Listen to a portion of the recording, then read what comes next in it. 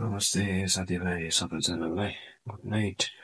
अहिले चाहिँ फिलहालमा चाहिँ तपाईँको यहाँ अस्ति तेल र मेथी खार्दैछु किनभने अहिले 9:30 समथिङ भयो।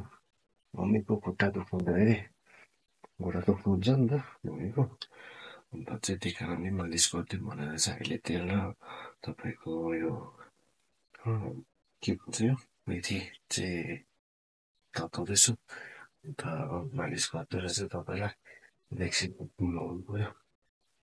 यस्तै छ अब आमालाई स्याहार्नै पर्छ। मेरी आमालाई नि मन थियो होला नि त, त्यो घर परिवार छरछिमेक आफन्त इष्टमित्र दसैँमा चाडपर्वमा बिहेमा सुन लगाउँथे। मेरी आमाले सुन जस्तै देखिने एउटा होइन सस्तो मस्तो लगाउँथिन् क्या।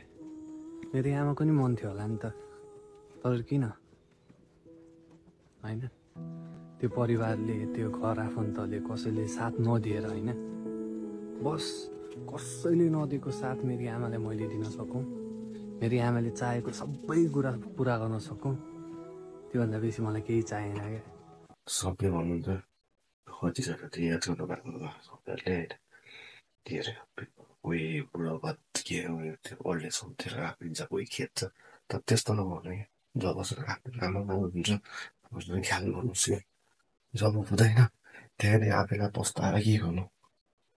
जस्तो एउटा भन्नु होला नि, जे सिकाउने बेसी भर्ने भन्छ नि, त्यस्तै हुन्छ क्या पछि। म चाहिँ अब जस्तो तपाईँको आमा बाउ जाति नै जाति हुनुहुन्छ केही हुनुहुन्छ, त्यसलाई हो ख्याल गरेर राख्नुपर्ने। अब चाहिँ तपाईँहरूलाई पछि धोका हुन्छ।